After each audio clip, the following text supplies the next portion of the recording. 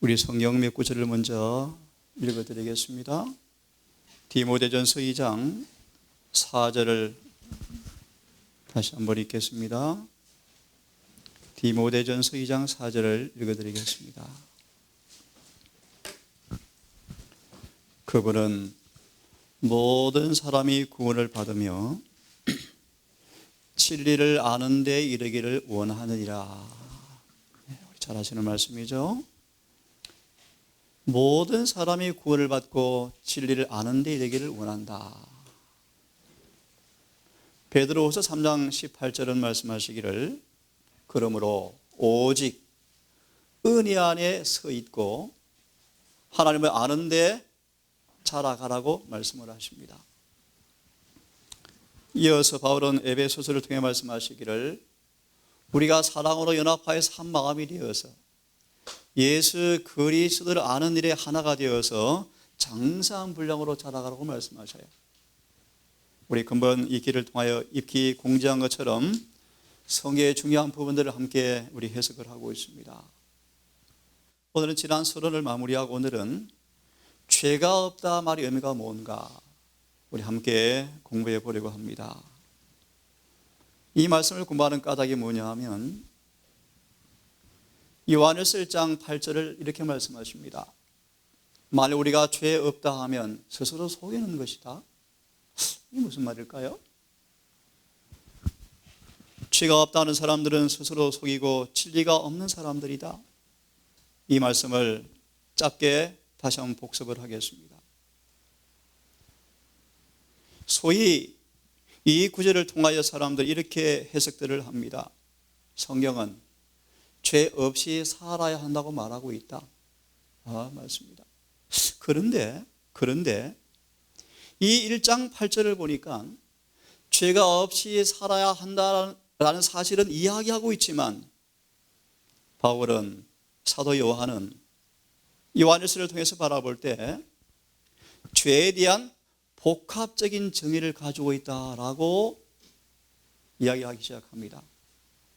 그러면서 복습하기 때문에 길게 하지 않겠습니다. 성경에서 죄가 없다라는 말의 의미는 진짜 죄가 없단 말의 의미가 아니다. 그것은 죄는 두 가지의 정의가 있는데 죽음에 이르는 죄가 있고 이르지 않는 죄가 있다. 그거는 태도를 통해서 결정되는 죄의 정의다 라고 해석을 합니다. 어려운 부분 생략하겠습니다. 무슨 말인가?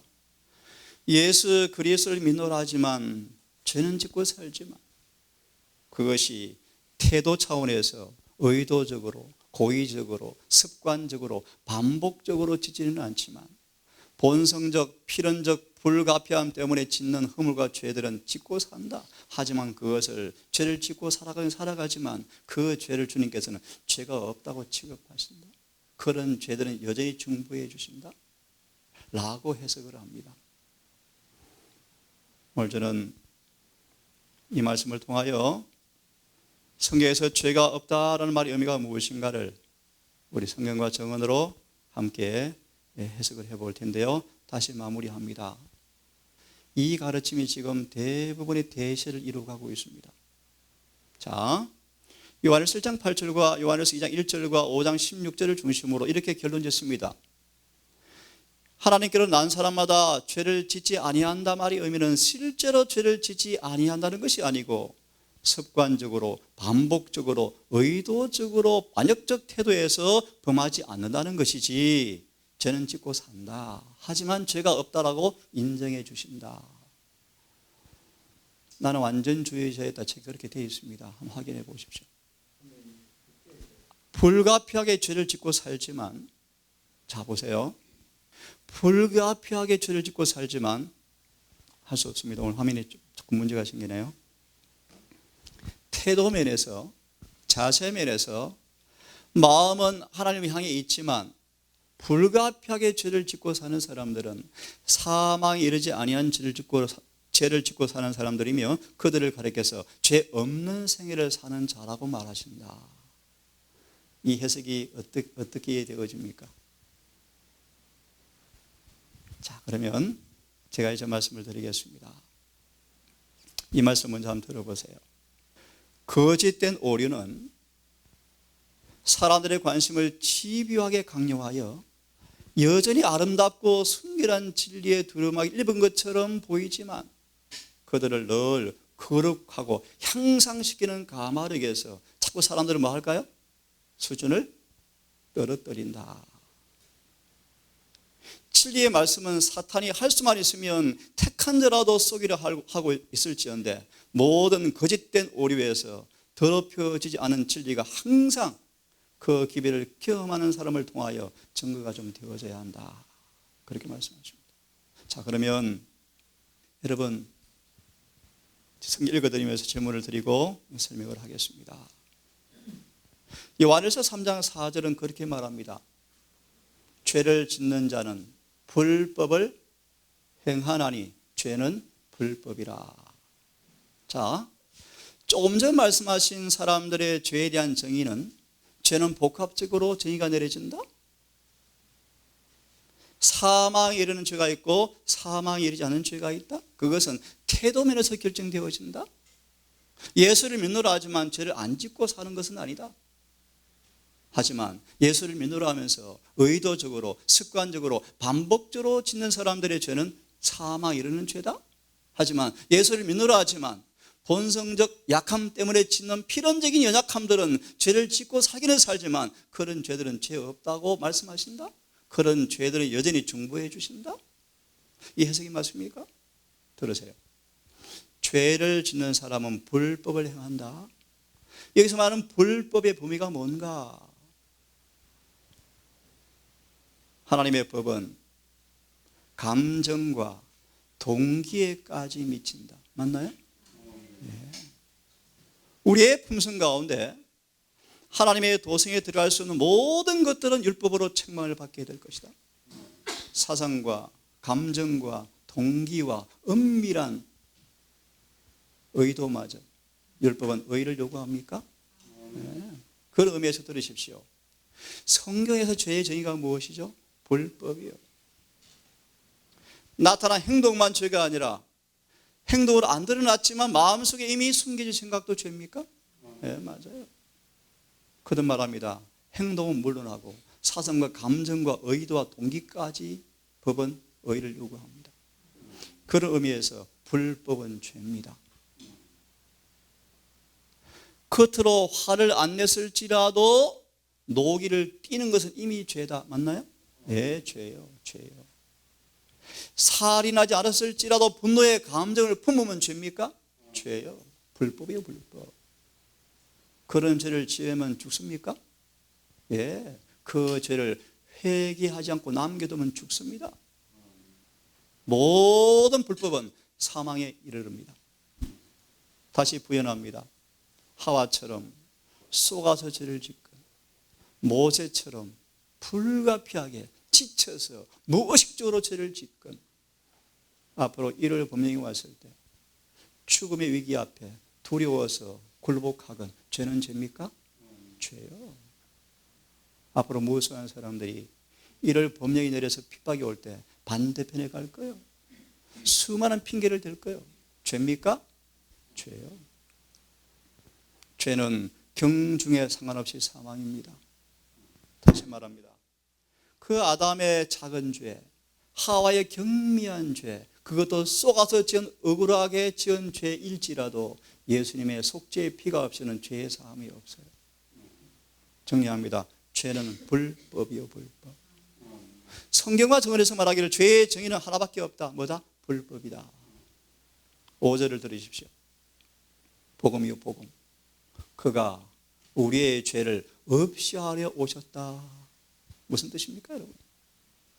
죄는 불법인데 예수께서 오신 까닭은 죄를 뭐하러 오셨다? 없애러 오셨다라고 말합니다. 무슨 뜻입니까? 무슨 뜻이죠? 한번 들으십시오. 하나님의 복음이 예수님께서 우리를 구원하시는 범위가 뭔가? 우리의 죄를 없애시는 범위가 어떤 것인가 한번 들어보세요. 사람들은 그분의 변화시키는 효능을 점점 느끼게 되어지면 그분의 형상대로 변화되어진다. 그런 사람들은 신의 성품에 참여하게 되어지고 점점 자라나서 예수님의 형상과 일치되어지며 한 발자국씩 한 발자국씩 나아가서 마침내 하나님의 뜻과 일치가 되어지고 마침내 완전에 이른다. 하나 기억하세요. 죄를 없이 하는 범위가 어떻습니까? 우리의 뜻을 하나님의 뜻과 일치시킨다. 이런 사람들이 죄를 금할까요? 죄를 짓까요? 또 들어보세요. 우리가 예수 안에 참으로 거한다면, 예수가 내 안에 참으로 거한다면, 그리하여 그분의 사랑이 내 마음속에 거한다면 정말 놀라운 말씀이에요. 우리의 감정, 우리의 생각, 우리 행동도 그분과 일치할 것이다. 다시 말합니다. 우리를 죄에서 깨끗게 하는 범위가 얼마나 넓고 깊습니까, 여러분? 주님은 의사가 시원치 않아서 못 고치는 병이 있습니까? 예수를 믿노라 하지만 죄를 짓고 사는 것은 불가피합니까? 우리가 너무 잘 아시는 말씀이요. 우리 자신을 그분께 헌신하면, 참으로 바치면 우리의 마음은 그분의 마음과 하나가 되어져 버린다. 바울 보세요. 사도 바울 보십시오. 우리의 뜻은 그분의 뜻에 합병되어져 버린다. 잘 아시는 말씀이요.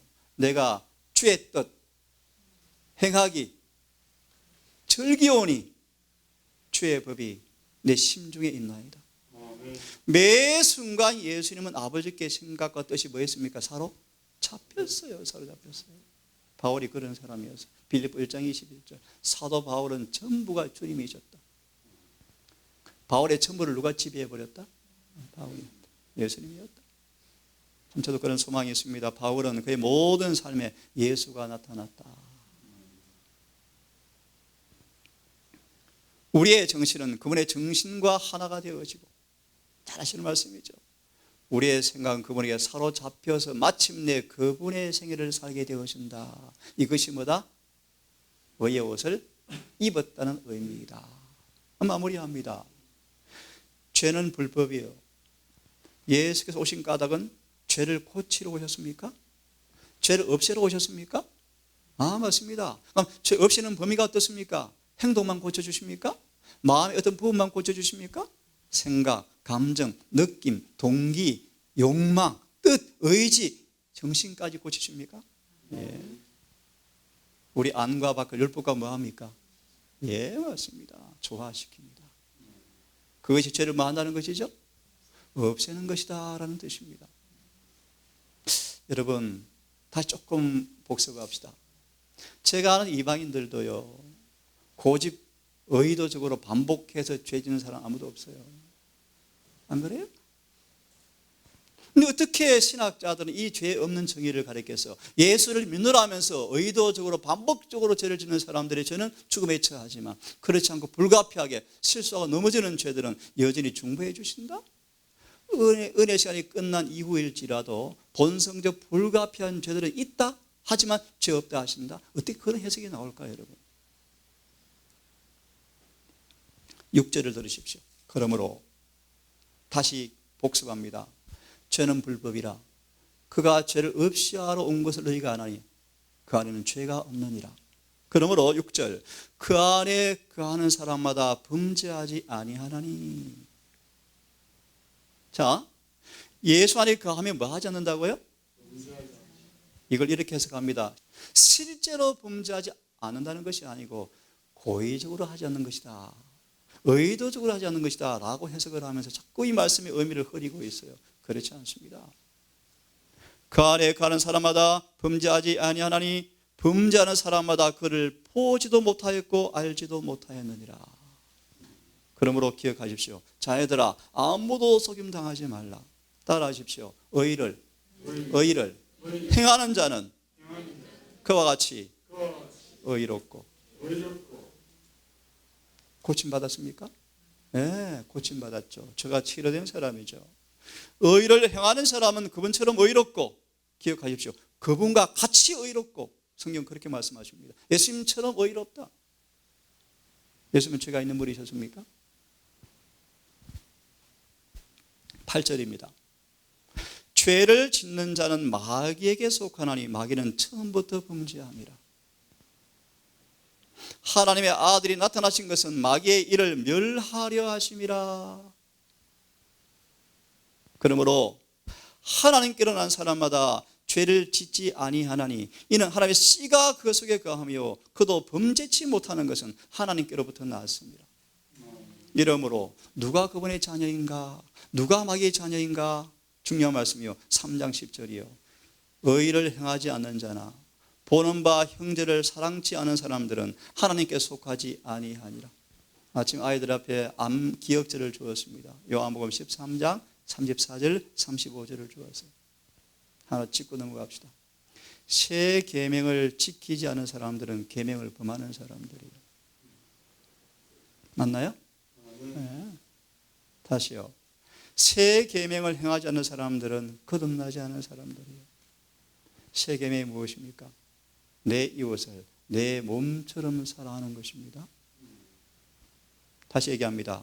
내 보는 바 형제 이웃을 내 몸처럼 사랑하지 않는 사람들은 어떻다? 하나님께 속하지 않았다 뜻입니다. 여러분 어떻습니까? 재미있는 얘기 하나 해드리겠습니다. 사단이 이 땅에 아주 극치의 모조품 교회를 만들어 놓았어요.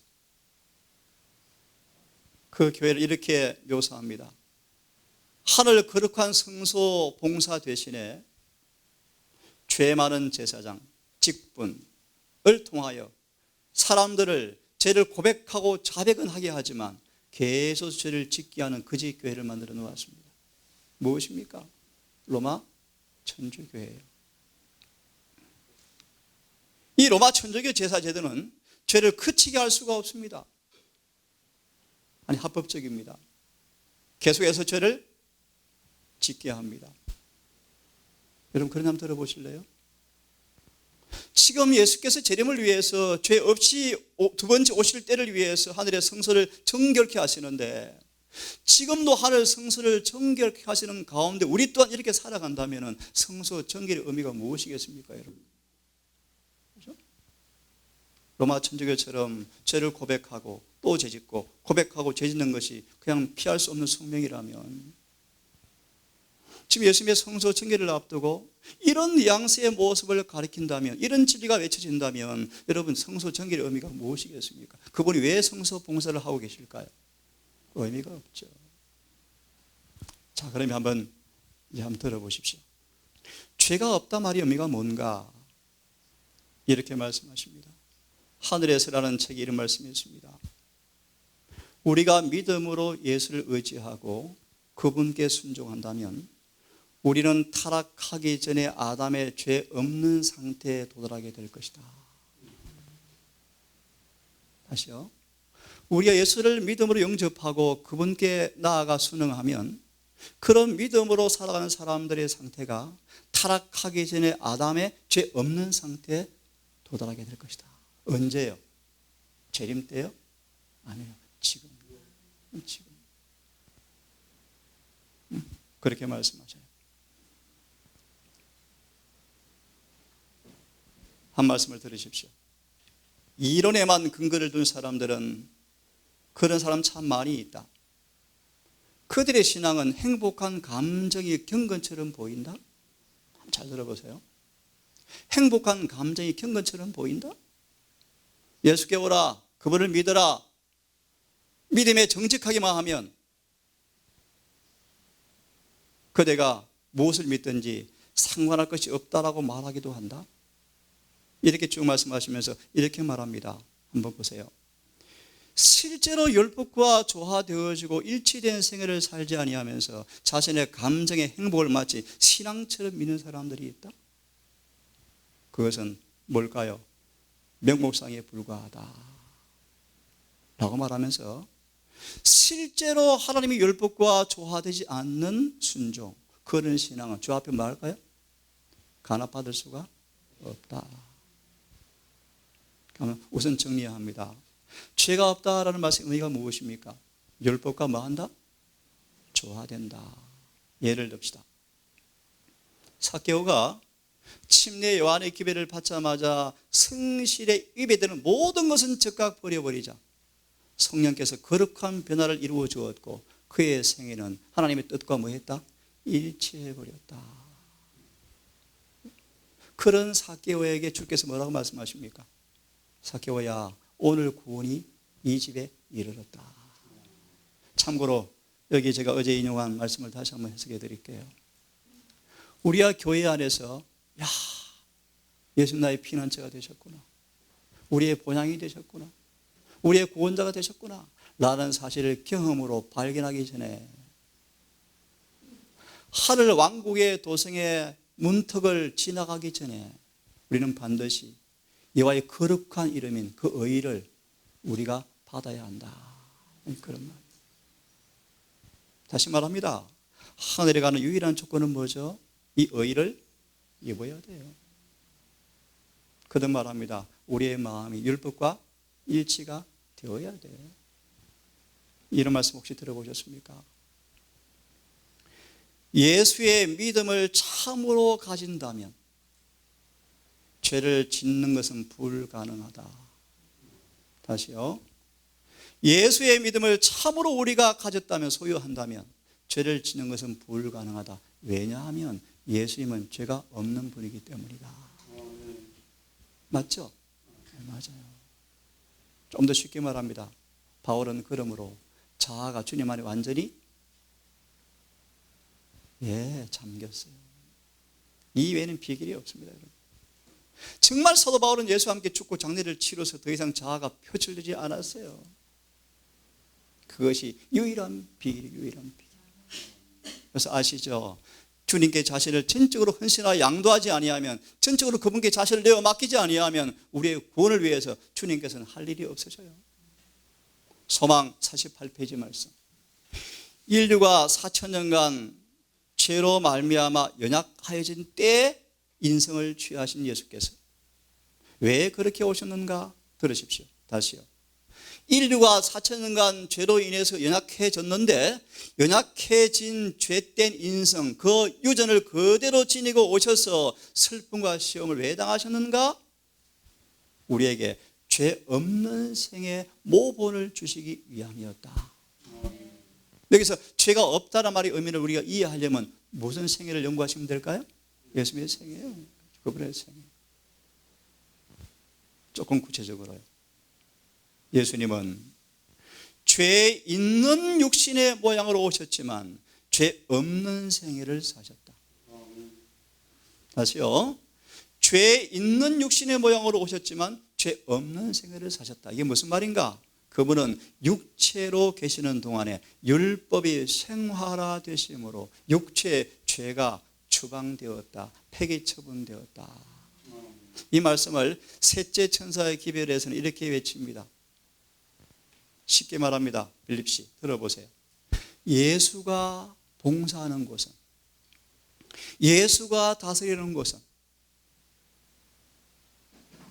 죄가 있을 자리가, 그게 바로 셋째 천사의 계별의 진수예요. 다시 말합니다. 정말 예수가 봉사하고 사역하는 곳이라면 죄는 있을 곳이 없어요. 이것이 셋째 천사의 기별로 정의합니다. 다시 읽겠습니다. 타락한 죄 있는 육신으로 오셔서 죄 없는 생의 모본을 주셨다라는 말씀의 의미가 뭔가? 그 육체로, 그 우리와 같은 육체로 율법을 온전히 생활하심으로 죄가 육체에서 불필요한 것이 되어버렸다. 그렇게 말씀하죠. 이것이 뭐다? 죄 없는 그릇듯이. 다시 말하면 사도 바울이 끊임없이 육체의 본성을 따라서 마귀가 시험을 걸어왔지만 바울은 안 넘어지고 승리했죠. 이것이 뭐다? 죄 없다 뜻이. 고린도후서 11장을 나중에 한번 읽어보시기를 바랍니다. 한번 들으십시오. 또 들어보십시오. 예수님은 인간의 몸과 마음을 똑같이 가지고 계셨다. 그분은 우리의 뼈 중에 뼈, 살 중에 살이었다. 그분은 세상에 오신 첫날부터 가난에 처하셨다. 그의 집안, 형제 사이에서 실망과 시련을 당하셨다. 하늘 궁정에서처럼 순결하고 사랑스러운 품성의 소유자에 둘러싸이지 않고 그분은 늘 어려운 일 가운데 처하셨다. 하지만 그는 순결하고 죄 없는 품성을 사는 것이 불가능하다는, 인간은 더 이상 계명을 지킬 수 없다는 사탄의 거짓말을 반박하기 위해서 세상에 오셨다. 쉽게 말합니다. 아담을 타락시킨 이후에 온 인류를 사단의 죄를 짓게 한 다음에 이 주장을 펼치죠. 인간은 더 이상 죄 없는 생애가 불가능해. 다른 말씀으로 율법을 지키는 것은 불가능해. 이 거짓말을 뭐 하려고 주님께서 반박하려고 그런 인간으로 오셔서 그런 인간에게 성령이 임하시면 죄 없는 생애가 가능한 사실을 모범으로 보여주었다는 것이 죄 없는 삶의 모습이었습니다. 이해되셨죠? 마지막 부분 들으십시오. 그리스도는, 이 말씀은 좀 마음에 꼭 기억하십시오. 그리스도는 모든 사람이 예수께서 하신 것처럼 하려고만 한다면 인성 안에서 계명을 지키는 삶이 가능한 그런 방법으로 사는 것을 살기 위해서 이 땅에 오셨다. 명백하죠? 명백해요. 그분은 옛날에 거룩한 자들에게 인간의 유익을 위해서 이런 말씀을 주셨다. 나의 힘을 의지하고 나와 화친하자. 나로 더불어 화친하자. 간단히 말합니다. 하나님과 뭐 되라? 하나가 되자. 죄 없다라는 말의 의미를 이렇게 일찍 마무리를 하겠습니다. 이런 말씀이 있습니다. 가려 뽑은 기별 3권 132페이지. 가려 뽑은 기별 3권 132페이지. 구원받은 자들이 내부에 형성된 그리스도를 가짐으로 품성에 있어서 순결하고 거룩하고 더러움이 없어야 한다는 것을 이 죄악 세상에 드러내시기 위해서 하늘로부터 죄 없는 존재를 보냈을 때 하나님은 그분이 할 수 있는 가장 최선의 일을 행하셨다. 그분은 그분의 이상을 그분 아들 안에서 보내셨으며 모든 사람들에게 말씀하신다. 이 이상과 조화되는 품성을 형성하라고 명령하신다. 명백합니까? 그래서 계시록 7장 1절 4절의 주석에 그리스도와 같은 품성을 지닌 사람에게만 인이 쳐질 것이다. 그런 뜻이 확실하죠? 한 말씀 읽고 끝내겠습니다. 이런 용기 있는 말씀이 있어요. 예수님은 연약한 인성을 취하시고 죄 없는 생애를 사셨다. 그리하여 사람들이 인간성 약점 때문에 이기지 못할까 두려워하지 않도록 해 주셨다. 예수님은 우리에게 신의 성품에 참여한 자가 되게 하기 위해서 오셨다. 그리고 그분의 생애는 인성이 신성과 연합될 때 죄를 짓지 않게 된다는 것을 우리에게 말해주고 있다. 예, 마무리합시다. 죄가 없다라는 말씀을 이렇게 정리합시다. 예수님과 온전히 하나가 되어지면 예수님의 생애가 우리 삶 속에서 뭐 될 것입니까? 그대로 나타날 것입니다. 율법과 조화될 것입니다. 실제로 죄를 안 짓고 살 것입니다. 저는 그렇게 믿습니다. 이것이 죄 없다라는 말의 의미예요, 여러분. 다음 시간은 사망에 이르는 죄가 무엇이고 그렇지 않은 죄가 무엇인가 함께 연구하겠습니다. 여러분, 죄가 무엇인가에 대한 이해는 우리의 구원에 직결되어 있습니다. 그죠? 우리가 무엇을 회개해야 할지, 무엇을 하나님께 고백해야 할지 그런 부분에 관해서 굉장히 중요한 일들을 좌지우지하기 때문에 죄에 대한 정의는 너무너무 중요합니다. 그래서 여러분, 다시 한번 말씀을 통하여 올바른 말씀에 대한 이해를 통하여 믿음의 향방에 올바른 노선을 가지시고 우리 주님의 은혜를 충만히 부여받는 그런 삶이 되기를 간절히 바라겠습니다.